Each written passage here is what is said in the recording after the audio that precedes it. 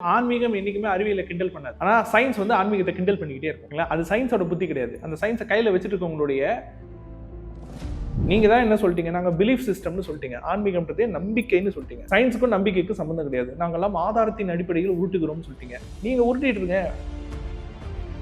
ஒருத்தரை குறை சொல்றதுக்கு முன்னாடி அவன் இடத்துல நான் இருந்திருந்தேன்னா நான் என்ன பண்ணிட்டு இருப்பேன். அந்த இடத்துல நம்மளை வச்சு பார்க்கணும். ஓகேங்களா. இந்த ரெண்டுத்துல ஏதாச்சும் ஒன்று இருந்தாலே ஃபேமிலி லைஃப் நல்லா இருக்கும். சில பேர் ருது ஜாதகம் எடுக்கிறாங்க. நாங்க எங்களுக்கு அதுல உடன்பாடு இல்லை. நாங்க வந்து பிறந்த ஜாதகம் மட்டும் தான் பாக்குறோம். சரி, அப்படியே ருது ஜாதகம் எடுத்தாலும் ருதுவான ஜாதகம் அதுவும் ஒரே ஜாதகம் தானே, அதுவும் மாறாது இல்ல. யூடியூப்ல உட்காந்துட்டு சயின்ஸ் பேசுறேன்னு சொல்லிட்டு திருவாதிரை நட்சத்திரம் வெடிச்சதுன்னு சொல்லிட்டு நிறைய பேர் சொல்லிட்டு தெரிஞ்சுட்டு இருக்காங்க.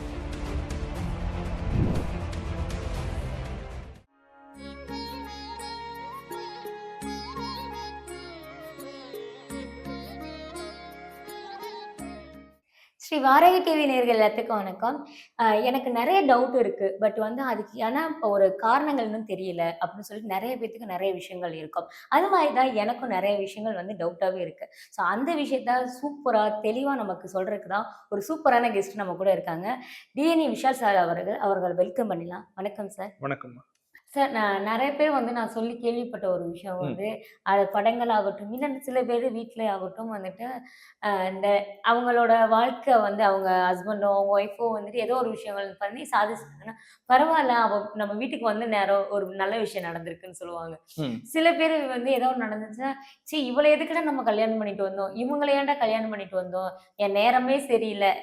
இவனால தான் என் பிசினஸ்" நீங்க சொன்ன மாரி எல்லா விஷயங்களுமே இவனால தான் ஆகுன்னு சொல்லிட்டு அவங்க ஹஸ்பண்ட் சொல்லனாலும் சுத்தி இருக்கவங்கலாம் சொல்றாங்கல்ல சார். அதுக்கு முக்கிய காரணம் வந்து இவங்களோட விஷயங்கள்னால தானா? இல்ல இவங்க அந்த வந்த நேரம் சுத்தி இருக்கவங்க நீங்க யார மீன் பண்றீங்க? மாமியார் அவங்கள சொல்லுவாங்க. சொந்தக்காரங்களா இன்னைக்கு யாருமா? நான் என்ன சொல்றேன், சுத்தி இருக்கவங்கலாம் வந்து குடும்பம் நடத்த போறது கிடையாது. சுத்தி இருக்கவங்கலாம் மாசம் மாசம் இவங்களுக்கு வந்து பேங்க்ல 30,000 40,000 கிரெடிட் பண்ண போறது கிடையாது. சுத்தி இருக்கவங்க நல்லது கெட்டத்துல கலந்துக்க போறது கிடையாது. ஃபங்ஷன்ல வந்து மூக்கு பிடிக்க திருட்டு போறவங்க தானே. என்ன இப்போ? நான் என்ன சொல்றேன், கமெண்ட் யார் தான் அடிக்கல? ஒரு கிரிக்கெட் மேட்சை பார்த்து நம்ம அடிக்கலையா? 10,000 பேர்ல நம்ம ஒருத்தர். அதான் அந்த துப்பாக்கி படத்துல விஜய் சொல்வார்ல, நாங்கெல்லாம் கஷ்டப்பட்டு இது பண்ணிட்டு இருப்போம். நீங்க டிவில உட்காந்துட்டு இதை அப்படி பண்ணியிருந்திருக்கலாம், இதை இப்படி பண்ணியிருந்திருக்கலாம்னு சொல்லுவீங்க. அவ்வளவுதான். வேற ஒண்ணும் கிடையாது. அதாவது வெளியில நின்று வெட்டி கதை பேசுறவங்களுக்கெல்லாம் அந்த கிரெடிட்ல வந்து இடம் கிடையாது. ஓகேங்களா. அது கிரெடிட்டோ டெபிட்டோ அதை அவங்க பார்த்துப்பாங்க. நீங்க உங்களோட வேலையை பாருங்க. அவங்களுக்கு நம்ம கொடுக்கக்கூடிய ரிப்ளை அதுதான். அதை நம்ம எடுத்துக்கிட்டா தான் நமக்கு பிரச்சனை. அதை நம்ம எடுத்துக்கலாம்னா நமக்கு அந்த பிரச்சனையும் கிடையாது. இப்போ இது ஏன் வந்து இவ்வளவு அதை சொல்லுவாங்களே, இட் மேட்டர்ஸ் அ லாட்னு சொல்லுவாங்களே, இது ஏன் இது இவ்வளவு பெரிய விஷயமா இருக்குது? ஏன்னா அது நம்மளை பாதிக்குது. அவங்கள மனுஷங்களாவே மதிக்கலன்னா அது நம்மளை பாதிக்காதுல்ல. வெறும் சம்பிரதாயத்துக்கு வந்தாங்களா, அந்த ஃபங்க்ஷனுக்கு வந்தாங்களா, நல்ல மனசோட வாழ்த்துனாங்களா, நல்லா ஜாலியா இருந்தாங்களா, அவ்வளவுதான். அவங்கவுங்க ஊரை பார்த்து கிளம்ப வேண்டியதுதான். விருந்து மருந்து 3 நாளைக்கு. ஏன் விருந்து மருந்து 3 நாளைக்குன்னு சொல்றாங்க? 3 நாள் வரைக்கும் நம்ம மாப்பிள்ளை மாதிரி கவனிக்கலாம். 4வது நாள்ல இருந்து நம்ம என்ன சாப்பிடுறோமோ அதுதான் அவங்களுக்கு. ஏன்னா 4வது நாள்ல அவங்க விருந்தாளி கிடையாது, நம்ம வீட்டுல ஒருத்தவங்க. அப்போ நம்ம வீட்டுல ஒருத்தவங்க 3 நாளைக்கு மேல ஸ்டே பண்றாங்கன்னாலே நம்ம வைபோட அவங்க சிங்க் ஆகி ஆகணும். அப்படி ஆகினா மட்டும்தான் அவங்களால நம்மளோட இருக்க முடியும். இல்லைன்னா அவங்களே கிளம்பிடுவாங்க. கரெக்டுங்களா? அப்போ விருந்தாளியா வரவங்களுக்கு எதுக்கு முக்கியத்துவம்? அவங்க ஒன்றும் இங்க வாழ போறது கிடையாது. 2வது, வீட்டுக்கு எப்பயாவது வரவங்க, வருஷத்துக்கு ஒரு தடவை இல்ல 2 வருஷத்துக்கு ஒரு தடவை ஏதோ விசேஷத்துக்கு வரவங்க, அவங்களுக்கு 365 நாள் இங்க என்ன பஞ்சாயத்து ஓடுதுன்னு தெரியாது. இங்க என்ன நல்லது நடக்குதுன்னு தெரியாது. இங்க என்ன நல்ல விஷயம் நடக்குதுன்னு தெரியாது. இங்க என்ன கெட்ட விஷயம் நடக்குதுன்னு எதுவுமே தெரியாது. வந்த ஒரு நாள் ஈஸியா ஜட்ஜ் பண்ணிட்டு போயிடுவாங்க. ஓகேங்களா. என்னவோ சைக்காலஜிக்கல் எக்ஸ்பர்ட் மாதிரி ஜட்ஜ் பண்ணிட்டு போயிடுவாங்க. அப்போ இங்க இருக்கவங்களுக்கு தானே தெரியும் எக்ஸாக்டா என்ன நடக்குதுன்னு. அப்போ அதுக்கு வந்து நம்ம ஒரு பெருசா முக்கியத்துவம் கொடுத்து இவங்க இப்படி சொல்லிட்டாங்களே, சரிப்பா இவங்க இப்படி சொல்லிட்டாங்களே நம்ம நினைக்கிறோம். நம்மளை பத்தி யார் தாமா பேசல? நம்மளை பத்தி ஜட்ஜ் பண்ணாதவங்களே இந்த உலகத்துல கிடையவே கிடையாது. சுத்தி இருக்க ஒவ்வொருத்தனும் ஒரு விஷயத்த நம்ம மேல பேஸ் பண்ணிட்டு போவோம். அதுவா நாம இல்ல. முதல்ல சுய மதிப்பீடு இருக்கணும்ல. நீங்க யாருன்னு கேட்டா வந்து எங்க ஊர்ல போய் கேட்டு பாருங்க. அவர்கிட்ட கேளுங்க. நீ யாருன்னு நீ சொல்லியா? நான் ஏன் அவர்கிட்ட கேட்கணும்? நம்ம யாருன்னா டிஃபைன் பண்ண தெரியணும்ல. அந்த இண்டிவிஜுவாலிட்டியே முதல்ல நிறைய பேத்துக்கிட்ட கிடையாது. அந்த இண்டிவிஜுவாலிட்டி இருந்துச்சு அப்படின்னா நான் இப்படிதான் அப்படின்றத அக்செப்ட் பண்ணிக்கிற ஃபர்ஸ்ட் செல்ஃப் அக்செப்டன்ஸ்ன்றது ஒண்ணு இருக்கும். நம்ம செல்ஃபே நம்ம அக்செப்ட் பண்ணிட்டோம்னா மத்தவங்களோட நிறை குறையை நம்ம பார்க்க மாட்டோம். எம்பத்தியோட நம்ம பார்ப்போம். சரி, அவன் இடத்துல அவன் செஞ்சது ஓரளவுக்கு அவன் பண்ணியிருக்கான் அப்படின்றத நம்ம பார்ப்போம். செல்ஃப் அக்செப்டன்ஸே நமக்கே கிடையாது. நம்ம பண்ற தப்புக்கு பழி இன்னொருத்தவங்க மேல போடுறோம். அப்ப இன்னொருத்தவங்களை எப்படி நம்ம வந்து ஒழுங்கா இது பண்ணுவோம்? நான் என்ன சொல்றேன், 2 விஷயம். செல்ஃப் அனலைசிஸ்னு ஒண்ணு இருக்கணும், செல்ஃப் அக்செப்டன்ஸ்னு ஒண்ணு இருக்கணும். இன்னொன்னு எம்பத்தின்னு ஒண்ணு இருக்கணும். எம்பத்தின்னா என்ன? ஒருத்தரை குறை சொல்றதுக்கு முன்னாடி அவன் இடத்துல நான் இருந்திருந்தேன்னா நான் என்ன பண்ணியிருந்திருப்பேன், அந்த இடத்துல நம்மளை வச்சு பார்க்கணும். ஓகேங்களா? இந்த 2த்துல ஏதாச்சும் ஒண்ணு இருந்தாலே ஃபேமிலி லைஃப் நல்லா இருக்கும். இந்த 2மே இருந்தா திருமண வாழ்க்கையாகட்டும், ஃபேமிலி லைஃப் ஆகட்டும் சொர்க்கம். இது 2மே இல்லைன்னா எப்பேற்பட்ட ஜாதகம் பொருத்தம் பார்த்தாலும், எப்பேற்பட்ட கடவுளே நேர்ல வந்து ஆசீர்வாதம் பண்ணாலும் அவ்வளவுதான். அதாவது அந்த சந்தானம் சொல்லல, அந்த சரஸ்வதியே வந்து உன்னை டிராப் பண்ணாலும் நீ பாஸ் பண்ண மாட்டேன்ட்டு அந்த நிலைமை தான். Okay sir. சார் இப்ப ரீசென்ட் டைம்ல நெறைய இடத்துல பார்க்குறது டிவோர்ஸ் அப்படிங்கிற ஒரு விஷயம் பார்க்குறோம்ல ம். சார். ஸோ அதுக்கு வந்து இந்த ஜாதக முறையில வந்து அதுலயும் ஆல்ரெடி அவங்களுக்கு வந்து 2 திருமணம் அப்படின்னு சொல்லி ஒரு ப்ராசஸ் வந்து இருக்கும். அது முன்னாடியே எங்களுக்கு தெரியும். ம். அப்படிங்கிற ஒரு விஷயத்த வந்து சொல்றாங்க. ஸோ அது உண்மையா வந்து இப்ப அவங்க எத்தன திருமணம் பண்ணுவாங்க, எத்தன திருமணம் அவங்களுக்கு நடக்கும் அப்படிங்கிறது ஜாதகத்துல முன்னாடியே தெரிஞ்சிருமா சார்? சரி, அப்படி உண்மையிலேயே ஜாதகத்துல இருக்குது அப்படின்னா 100 வருஷத்துக்கு முன்னாடி இதே பிளானட்ஸ் தானே, இதே 27 நட்சத்திரம் தானே, இதே 12 ராசி 12 லக்னம் தானே, 1000 வருஷத்துக்கு முன்னாடி இதே தானே. ஓகேங்களா? மைபி அலைன்மெண்ட் அக்ஷரேகை தீர்க்கரேகை மாறி இருக்கலாம், அவ்வளவுதான். மற்றபடி ஜாதகம், அந்த திதி நட்சத்திரம் கரணம் இதெல்லாம் அதே தான், அதே சப்ஜெக்ட் தான், அதே பஞ்சாங்கம் தான். சொல்லுவாங்களா அதே பழைய பஞ்சாங்கம் தான்ட்டுன்னு. பஞ்சாங்கம் எனக்கு தெரிஞ்சு 5000 வருஷம் அதனோட வயசு. அதனோட வயசு 5000 வருஷம். கலியாண்டுன்றது எப்ப ஆரம்பிச்சதோ அப்பயே ஆரம்பிச்சிருச்சு. 5000 வருஷத்துக்கு முன்னாடி கலியாண்டு கிடையாது, கலியுகம் கிடையாது, அதுக்கு முன்னாடி யுகம் வேற என்ன சொல்றாங்க, துவாபர யுகம்னு சொல்றாங்க. கலியாண்டுன்றது ஆரம்பிச்சு 5000 வருஷம் ஆச்சு. அப்போத்துல இருந்தே நம்ம கிட்ட அந்த வியாழனுக்கான அந்த சுழற்சி என்ன, சனிக்கான சுழற்சி என்னன்றது அப்பவே நம்மளுடைய ஐந்திரம்ன்ற அந்த பஞ்சாங்கத்துல இருந்துச்சு. அதனுடைய தூய தமிழ் வந்து ஐந்திரம். ஓகே, அப்ப அது ஸ்டாண்டர்டா தானே இருக்கு, நட்சத்திரம் ஸ்டாண்டர்டா தானே இருக்கு. ஓகே, இப்ப எனக்கு இந்த கேள்விக்கு பதில் சொல்லுங்க. ஒரு 50 வருஷத்துக்கு முன்னாடி, ஒரு 100 வருஷத்துக்கு முன்னாடி ஒருத்தருக்கே 10 குழந்தைங்கள்லாம் இருந்துச்சு, ஆமா சார். 15 குழந்தைங்கள்லாம் இருந்துச்சு. அதுக்கும் ஒரு தலைமுறைக்கு முன்னாடி 20 25 குழந்தைங்கள்லாம் இருந்துச்சு. கரெக்ட்டுங்களா? இப்போ அதே கிரகம் தானே. இப்ப ஏன் ஒரு புள்ள கூட இல்ல? எப்படி பொருந்தாது. எப்படி பிறந்தாலும் அதே 27 நட்சத்திரத்துக்குள்ள தானமா அவர் பிறந்தாகணும். ஜாதக பிரகாரம் எல்லாமே ஃபிக்ஸட் தானேங்கம்மா. அப்புறம் இப்ப ஏன் வந்து ஒரு குழந்தை கூட பெற முடியல? ஒரு குழந்தைக்கே அல்லாடுறாங்களே ஒவ்வொருத்தவங்க. 2 குழந்தையா? அப்படியே தெரிச்சு ஓடுறாங்களே ஒவ்வொருத்தவங்க. இதுல வந்து டிங்க் கலாச்சாரம் வேற வந்துருச்சுங்களே. டபுள் இன்கம் நோ கிட்ஸ்ன்ட்டு. அப்ப இதுக்கெல்லாம் ஜாதகம் காரணமா? இதுக்கெல்லாம் கிரகம் காரணமா? சிவிலைசேஷன் மாற்றத்தை நீங்க எப்படி இதுல இம்ப்ளிமெண்ட் பண்ணுவீங்க? அந்த மாதிரி தான். அந்த காலத்துல ஒவ்வொரு காலத்துலயும் சிவிலைசேஷன்ல சில விஷயம் கரெக்ட்னு இருக்கும், சில விஷயம் தப்புன்னு இருக்கும். கால மாற்றத்துக்கு தகுந்த மாதிரி திருந்துவாங்கல்ல. இதெல்லாம் வேணாம், இதெல்லாம் தப்பு, நம்ம முதல்ல பண்ணியிருக்காங்க, இப்ப நம்ம இனிமே நம்ம இதெல்லாம் பண்ணக்கூடாதுன்னு சொல்லிட்டு திருந்துவாங்க பார்த்தீங்களா? அது மாதிரி ட்ரபிள் ஷூட்டிங் ஒவ்வொரு சிவிலைசேஷனுக்குள்ளேயும் நடக்கும். அதுக்கும் ஜாதகத்துக்கும் எந்த சம்பந்தமும் கிடையாது.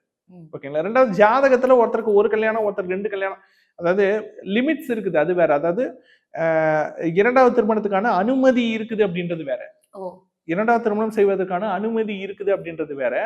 அது வந்து வெறும் 2 கல்யாணம் தானா, 3 கல்யாணம் தானு லிமிட்லாம் கிடையாது. அதெல்லாம் வந்து அவங்கவங்களோட சம்பந்தப்பட்ட விஷயம், பர்சனல் சம்பந்தப்பட்ட விஷயம். ஸோ அப்ப அத நம்ம வந்து ரொம்ப பெருசா நம்ம வந்து எம்பசைஸ் பண்ண வேணாம்ன்றது என்னுடைய கருத்து. சரி சார். ஸோ இந்த இப்ப நம்ம ஜாதகத்துல வந்து ராசிகள் அப்படியே தான் இருக்கும். அதுல நட்சத்திர நகர்வுன்னு சொல்லி ஒரு விஷயம் சொல்லுவாங்க. ம். இல்ல உங்களுக்கு ஒரு குறிப்பிட்ட வயசுக்கு அப்புறம் பெண்களுக்கு வந்து நெறைய பேர் சொல்லி கேள்விப்பட்டிருக்கேன். ம். ஒரு ராசி நட்சத்திரத்துல இருப்பாங்க. ஒரு குறிப்பிட்ட ஏஜ் வந்ததுக்கப்புறம் ராசியே சேஞ்ச் ஆயிடுச்சு, நகர்விடுச்சு அப்படின்னு சொல்லி நெறைய விஷயம் கேள்விப்பட்டிருக்கேன். ம். ஸோ இது உண்மையா சார்? நம்ம ராசியும் நட்சத்திரமும் வந்துட்டு ஒரு குறிப்பிட்ட ஏஜுக்கு அப்புறம் வேறுபடுமா சார்? பிறந்த ஜாதகம் அதே தானே. அப்ப பிறந்த ராசி நட்சத்திரம் அதே தானே. ம். கடைசி வரைக்கும் அதே தானே. நம்ம கட்டையில போற வயசு வரைக்கும் அதே தானே. ஆமா. அது மாறாதுல்ல. சில பேர் ருது ஜாதகம் எடுக்குறாங்க. எங்களுக்கு அதுல உடன்பாடு இல்ல. நாங்க வந்து பிறந்த ஜாதகம் மட்டும் தான் பார்க்கிறோம். சரி, அப்படியே ருது ஜாதகம் எடுத்தாலும் ருதுவான ஜாதகம்ன்ற அதுவும் ஒரே ஜாதகம் தானே. அதுவும் மாறாதுல்ல. ஓகேங்களா? சரி, இந்த ஜாதகம் அந்த ஜாதகம் வித்தியாசம் இருக்குப்பா. ஓகே. வருஷம் மாறுமா என்ன? இல்ல அப்ப 5 வருஷம் 10 வருஷத்துக்கு ஒரு தடவை மாறுமா என்ன? அதெல்லாம் மாறாது. அதெல்லாம் மாறாது. நம்ம கோச்சார பிளானட்ஸ் மட்டும் தான் மாறிக்கிட்டு இருக்கோம். மத்தபடி ஜாதகம் ஃபிக்ஸட். நீங்க தனுசு லக்னம்னா நீங்க தனுசு லக்னம் தான். நீங்க மேஷ லக்னம்னா நீங்க மேஷ லக்னம் தான். அது மாறவே மாறாது. ஓகேங்களா? 12 பாவம் மாறாது. ஓகேங்களா? அந்த 12 பாவ அதிபதிகள் மாற மாட்டாங்க. 27 நட்சத்திரம் சரிப்பா. ஓகே. கிரகத்துக்கு சுழற்சி இருக்கு. நட்சத்திரத்துக்கு சுழற்சியே இல்லையே. இன்னி வரைக்கும் இல்லையே. அஸ்வினி மேஷத்துக்குள்ள தானே இருக்கு. ரேவதி மீனத்துக்குள்ள தான் இருக்கு. உத்திரட்டாதி மீனத்துக்குள்ள தான் இருக்குது. அஸ்வினிக்கு அப்புறம் பரணி தான். பரணி முன்னாடி போய் அஸ்வினி பின்னாடி வந்து இல்ல. ஓகேங்களா? அஸ்வினி கொஞ்சம் அப்படி ராசி மாதிரி மீனத்துக்குள்ள போயிடல. இப்ப சில பேர் சொல்லிட்டு இருக்காங்க அத. ஓகேங்களா? நட்சத்திரம் எல்லாம் மாறிடுச்சு, நம்மளுடைய பூமி சுழற்சினால எல்லாம் மாறிடுச்சுன்னு சொல்லிட்டு அதுக்கான ஜோதிட ரீதியாவும் அதுக்கு பெரிய ஆதாரம் ஒண்ணும் இல்ல, அறிவியல் ரீதியாவும் அதுக்கு பெரிய ஆதாரம் ஒண்ணும் இல்ல. இதெல்லாம் கூட பரவாயில்ல. யூடியூப்ல உட்காந்துட்டு சயின்ஸ் பேசுறேன்னு சொல்லிட்டு திருவாதிரை நட்சத்திரம் வெடிச்சதுன்னு சொல்லிட்டு நிறைய பேர் சொல்லிட்டு தெரிஞ்சுட்டு இருக்காங்க. ஓகேங்களா? அது எப்போ வெடிச்சிச்சாம், நமக்கு இன்னும் தகவல் தெரியலையாம். கூடி சீக்கிரம் வந்துருமா. எத்தனை தலைமுறை கழிச்சு வந்து சேரும்லாம் நமக்கு தெரியல. ஆனா நம்மள பொறுத்தவரைக்கும் நட்சத்திரம் இருக்கா? இருக்கு. அவ்வளவுதான். ஒரு நட்சத்திரம் வெடிப்பு நடக்குதுமா. ஓகே. வெடிப்பு நடக்குது அப்படின்னா, அது எவ்வளவு பெரிய ஒரு ஹவாக்க கிரியேட் பண்ணும். வெறும் அந்த யூனிவர்ஸ்ல மட்டும் கிரியேட் பண்ணுமா? சுத்தி இருக்கக்கூடிய சோலார் சிஸ்டம் கிரியேட் பண்ணுமா? எல்லாமே மாறிடும். ஓகேங்களா? அதுவும் கன நேரத்துல அது மாறும். சரி, அது ரீச் ஆகிறதுக்கு டைம் ஆகுதுன்னே வச்சுப்போம். எவ்வளவு நாளாட்ட ஆகும்? சரி, அதை நம்மளால கண்டே பிடிக்க முடியாதுன்றாங்க. கண்டே பிடிக்க முடியாது, நீங்க எப்படி ப்ரூவ் பண்ணீங்க? நீங்க எப்படி கரெக்டா வெடிச்சதுன்னு நீங்க எப்படி சொன்னீங்க? கரெக்ட் தானே? எல்லாமே சயின்ஸ்லயே நிறைய விஷயம் பாத்தீங்கன்னா உங்களுக்கு ஹைப்போதேசிஸ். இப்ப சயின்ஸை டீபங்க் பண்ணணும்னா நான் மணிக்கணக்கா உட்காந்து நான் டீபங்க் பண்ணுவேன். சயின்ஸை டீபங்க் பண்ணணும்னா நான் மணிக்கணக்கா உட்காந்து என்னால டீபங்க் பண்ண முடியும். எவல்யூஷன் இவங்க சொல்றாங்க, அதுவே கதை தான். அதுக்கு இன்னி வரைக்கும் ப்ரூஃப் கிடையாது. எவல்யூஷன் என்னன்னு தெரியுமில்ல? பரிணாம வளர்ச்சி சொல்றாங்க இல்லையா? பரிணாம வளர்ச்சினா என்ன? ஒரு உயிரினம் இன்னொரு உயிரினமாக அப்படியே கொஞ்சம் கொஞ்சமா மாறி வந்துருச்சு தானே சொல்றாங்க. அதுக்கு இன்னி வரைக்கும் எவிடன்ஸ் கிடையாது. கேட்டா என்ன சொல்லுவாங்க? எவிடன்ஸ் எல்லாம் எடுக்க முடியாது. நமக்கு எடுக்க முடியாத எவிடன்ஸுக்கு என்னதுக்கு நீங்க தியரி மட்டும் ஏன் வச்சிருக்கீங்க? கரெக்டுங்களா? அப்போ அதாவது அறிவியல் வந்து ஆன்மீகம் என்னைக்குமே அறிவியலை கிண்டல் பண்ணாது. ஆனா சயின்ஸ் வந்து ஆன்மீகத்தை கிண்டல் பண்ணிக்கிட்டே இருக்கும். அது சயின்ஸோட புத்தி கிடையாது. அந்த சயின்ஸை கையில வச்சுட்டு இருக்கவங்களுடைய அற்ப மனது, அந்த ஒரு அல்பத்தனம்னு சொல்லுவாங்க பாருங்க, அவங்க பாக்குற வேலை. அதெல்லாம் எப்படின்னா அந்த ஏத்திஸ்ட்ல சயின்ஸை கையில எடுப்பாங்க இல்லைங்களா? ஏத்திசம், அதாவது அந்த நாத்திகம் சொல்லுவாங்க. ஆக்சுவலா நாத்திகம்ன்றதே கடவுள் மறுப்பு கிடையாது. நாத்திகம்ன்றதே ஒரு மதம். புத்த மதத்துக்கு நாத்திக மதம்னு பேரு. ஓகேங்களா? கடவுளை மறுப்பதுக்கு பேர் நாத்திகம் அல்ல. வேதத்தை மறுத்தால் தான் அதுக்கு பேர் நாத்திகம். இவங்களுக்கு அதுவே தெரியாம நாங்க நாத்திகவாதின்னு சொல்லிட்டு உட்கார்ந்துட்டு இருக்காங்க, பகுத்தறிவாதின்னு சொல்லிட்டு உட்கார்ந்துட்டு இருக்காங்க. சரி, பகுத்தறிவுன்னு சொல்லிட்டு நீங்க சயின்ஸை மறுக்கிறீங்க. நீங்க சொல்ற எதுக்குமே பெருவெடிப்பு இது வரைக்கும் யாருமே பார்த்தது கிடையாது. பெருவெடிப்பு இப்போ அட் பிரசன்ட் யாருமே பார்த்தது கிடையாது. அதுவே கருதுகோள் தான். இப்படி வெடிச்சு இப்படி ஆச்சு அப்படின்றது கருதுகோள். பிளாக் ஹோல் கிட்ட யாருமே போனது கிடையாது. யாருமே போனது கிடையாது. இவங்க சொல்றாங்களே இங்க எங்கெல்லாம் பிளாக் ஹோல் இருக்கு, பிளாக் ஹோல் இருக்கு. பிளாக் ஹோல் நீங்க தேடினீங்கன்னா யூடியூப்ல அவ்வளவு வீடியோஸ் வரும். சயின்ஸ்ல அவ்வளவு ரிசர்ச் டாக்குமெண்ட்ஸ் இருக்கும். கரெக்ட் தானுங்களா? ஓகே. பிளாக் ஹோல்னா என்னன்னு தெரியுமல்ல? Okay, right. நம்மளுடைய சோலார் சிஸ்டத்துக்கு நியரஸ்ட் பிளாக் ஹோலினுடைய தூரம் எவ்வளவு தெரியுங்களா? ஒரே ஒரு செயற்கைக்கோள், அதாவது ஒரு செயற்கைக்கோள் கிடையாது, ஒரே ஒரு இது அந்த கேமரா, அது என்னமோ ஓயேஜர் சேட்டலைட்னு சொல்லுவாங்க இல்லைங்களா? அந்த இது மட்டும்தான் நம்மளுடைய சோலார் சிஸ்டம் விட்டு இப்பதான் சமீப காலமா தான் வெளியே போயிருக்கு. சோலார் சிஸ்டம் விட்டு இப்பதான் வெளியே போயிருக்கு. அது வந்து ஒரு பிளாக் ஹோலை வந்து கேப்சர் பண்ணியிருக்குது. அந்த பிளாக் ஹோல் வந்து எவ்வளவு தூரத்தில் இருக்குன்னா 14 லட்சம் கோடி கிலோமீட்டர்ல இருக்கு.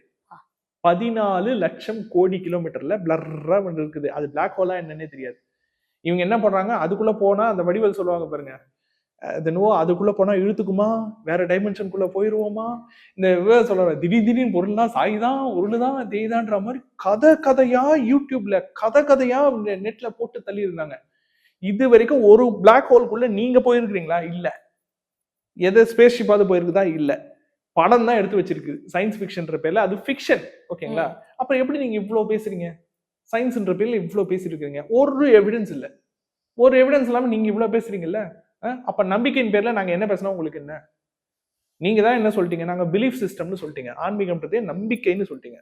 சயின்ஸுக்கும் நம்பிக்கைக்கும் சம்பந்தம் கிடையாது. நாங்கெல்லாம் ஆதாரத்தின் அடிப்படையில் உருட்டுகிறோம்னு சொல்லிட்டீங்க. நீங்க உருட்டிட்டு இருங்க. எங்களுக்கு அதுல என்ன பிரச்சனை? நீங்க பாட்டுக்கு உங்க உருட்டலை நீங்க உருட்டிக்கோங்க. நம்பிக்கை பிரகாரம் நாங்க என்ன பேசணுமோ அதை நாங்க பேசிக்கிறோம். உங்களுக்கு நம்பிக்கை இல்லையா? விட்டுருங்க. அவ்வளவுதான். இந்த நக்கல் கிண்டல் பண்ற வேலை தான் வேண்டாம். ஸோ நிறைய விஷயங்கள் வந்து தெளிவா வந்து பதில் சொல்லியிருக்கீங்க. எங்களுக்கு இருக்க டவுட்டும் மக்களுக்கு இருக்கிற டவுட்டும் கிளியர் ஆயிடுச்சுன்னு நினைக்கிறேன். ரொம்ப நன்றி சார். நன்றிம்மா.